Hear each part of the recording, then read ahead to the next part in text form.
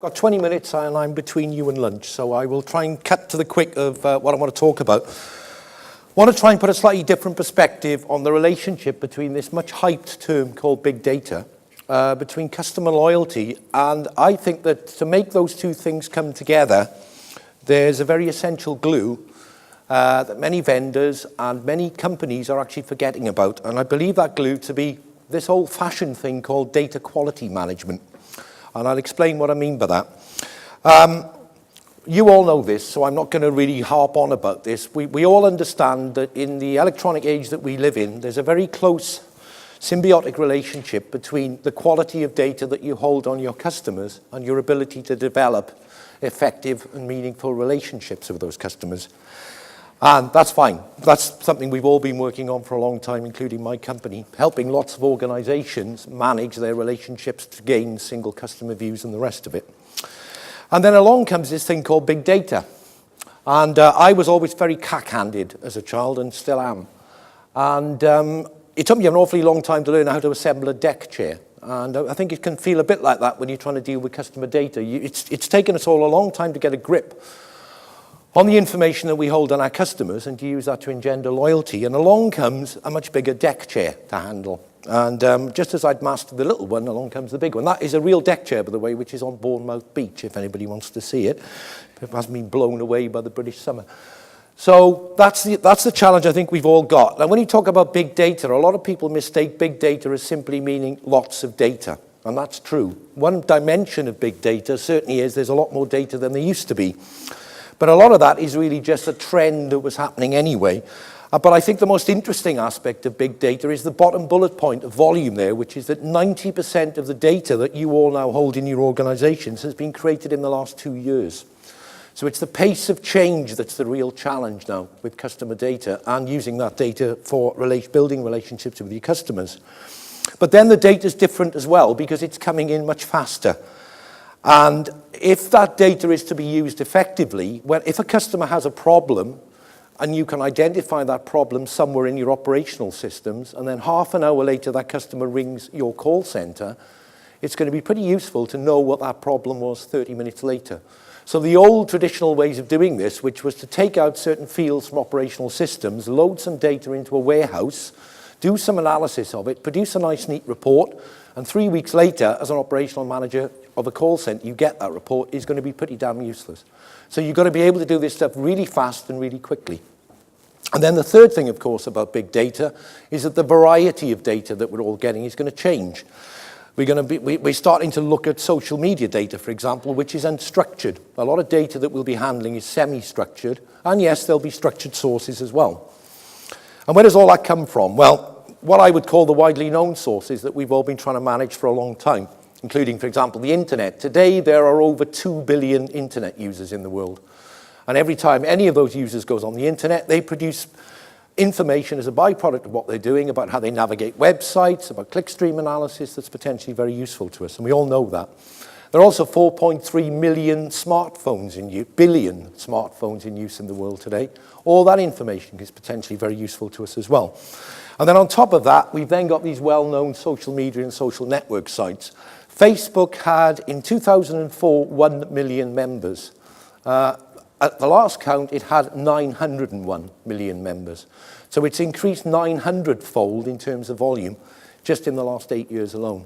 And now, in the US, 50% of all people in the US use social media to communicate with their friends and to communicate for business. And also, there are something like 200 million tweets every day. And every day, 12 terabytes of data are added to Twitter. So dealing with those huge volumes of data, all coming in very quickly, rapidly streamed, to get a handle on that is going to be really difficult.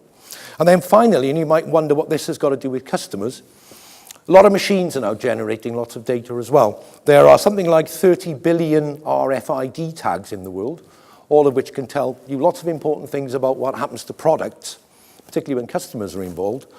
And machines are generating lots of data as well. Perhaps the one that is probably most relevant here is in the utility sector. There's the growing emergence of something called smart meters. And what smart meters do is that every 10 or 15 minutes, they report back to a central point within a utility company on the usage of gas or electricity or water in the last 10 or 15 minutes. Now, to be able to make the best use of that data, those companies need to be able to spot trends that are happening, for example, and understand where they need to increase capacity or maybe decrease it, depending on what the trends of their customers are. So machine-generated data has got relevance here as well. And what's big data is also, I think, is different from what we've all done before in three fundamental ways. There's a whole new set of technologies that I don't have time to go into here. But basically, the new architecture of big data, unlike the old data warehouse CRM type architecture, is going to be lots and lots of servers all running in parallel, streams of data coming in. The software that sits on top of that, which MapReduce or Hadoop, splits the data up amongst the servers. Each server performs some processing on that data. Some results come out of that, and then the software brings it all together again and streams it into operational systems. That's the way it's supposed to work. The trouble with that environment at the moment is it's very immature, and a lot of it is handcrafted.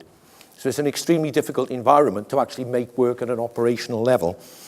And then there's going to be a whole new bunch of skills required to make that data work for you. And I'm sure lots of people have told you about data science in this conference so far.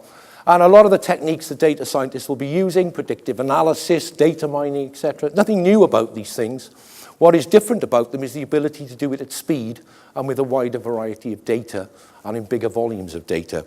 So that's going to be a challenge as well. And then the third challenge, if you're going to make this information useful to people at the front line of a business, then you have to use the horrible word democratize. I suppose a good word given this presidential election day, but democratize the data. In other words, the old reporting methodologies, giving reports to managers who then brief their staff at some point, isn't going to work. So the person at the call center needs that information very quickly and needs to be fed back to them.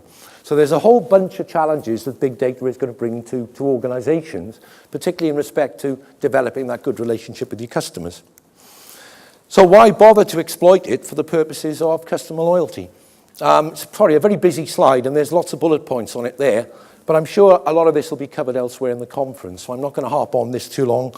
You know, like it or not, these days, what people think about our companies depends far more upon what their friends say to them than what their companies say to them. So by getting involved in social media means for a lot of organizations, you've got a chance to have a window into that world and what peers are saying about your organizations and your companies.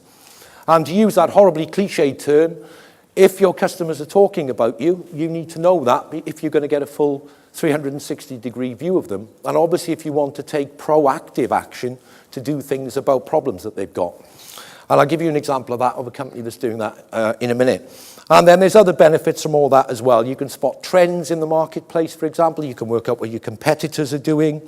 And you can gain better insights on how your marketing campaigns have done. If your buzz or share of voice increases, that probably means your marketing campaign has been successful, unless lots of words crop up in social media like hate, loathe, and that was rubbish, which can happen sometimes too. So share of voice isn't always a good thing, but at least you know that.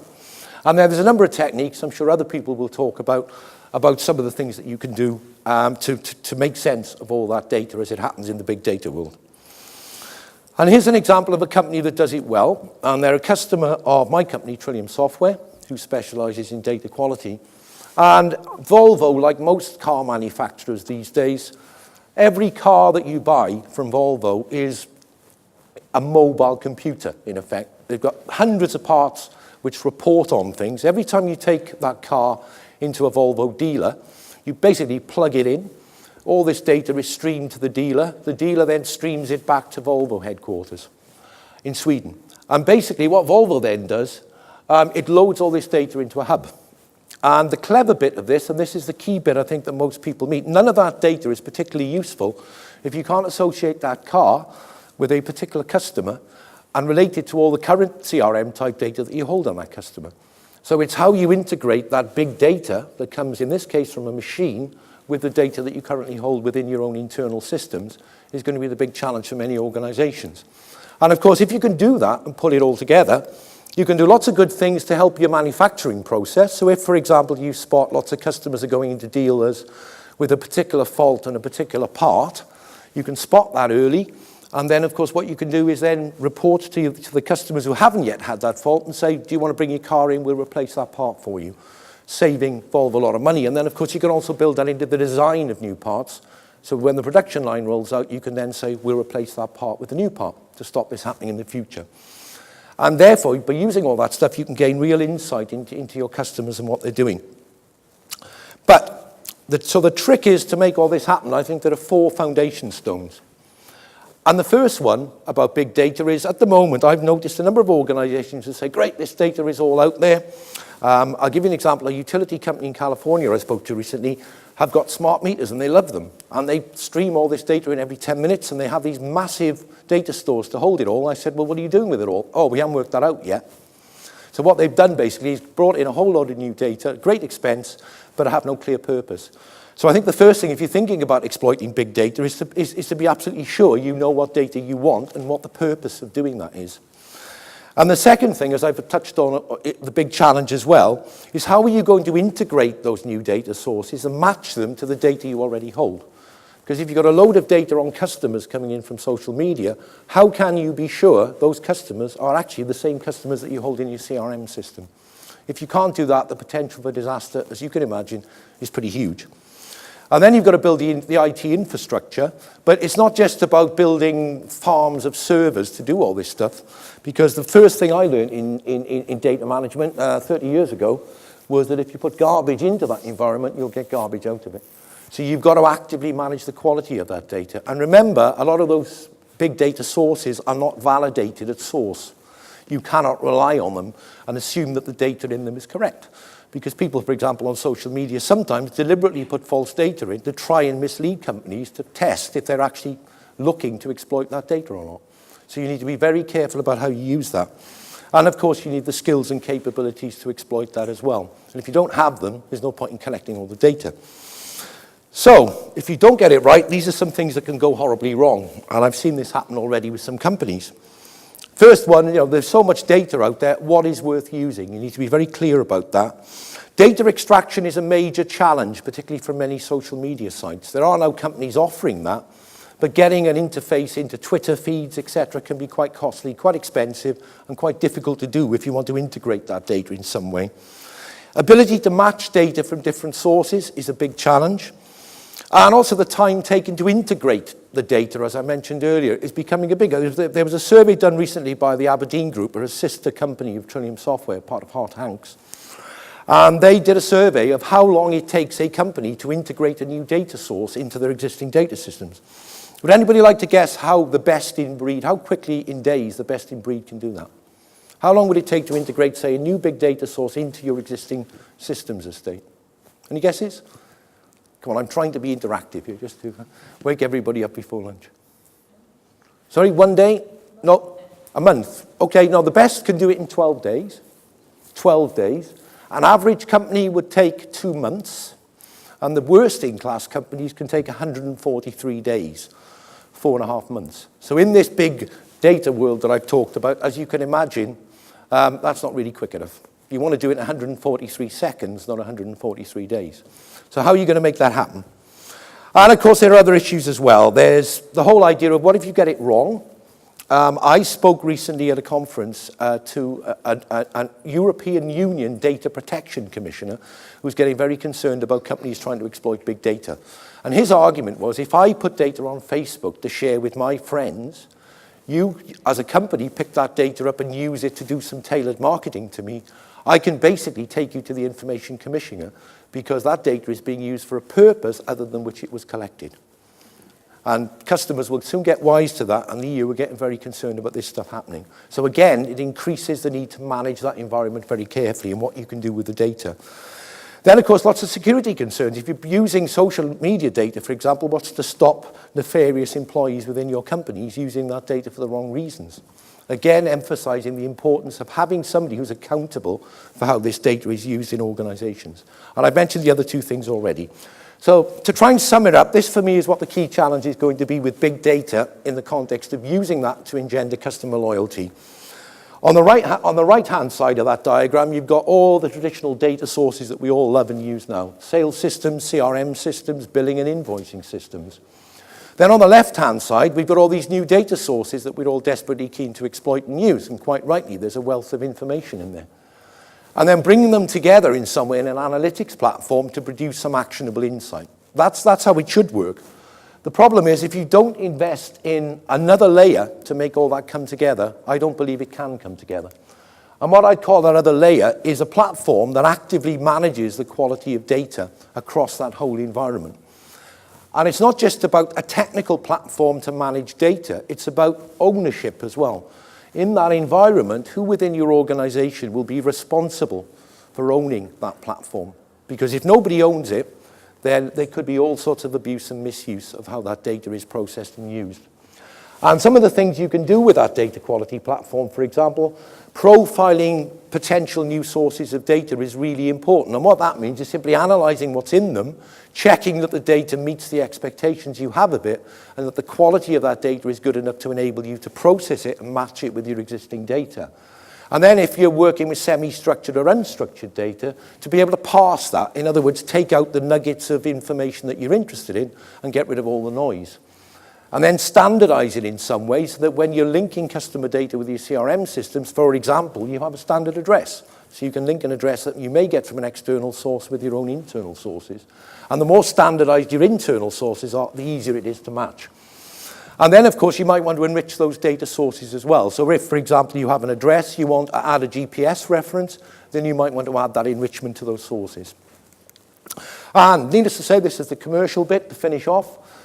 Trillium has a stand here on the first floor, and if you're interested in what I've been saying, please come and visit us.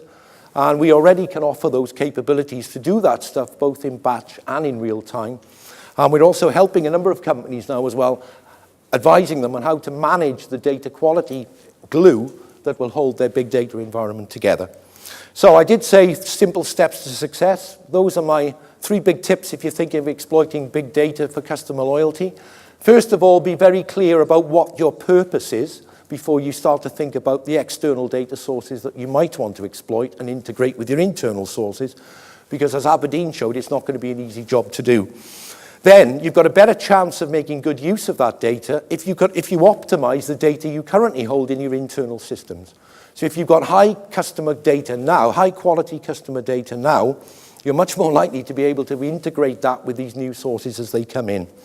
And then, of course, you've got the challenge then about integrating those sources. So those are the 3 steps. A bit of a rush through. Hope I managed just about to do it in time.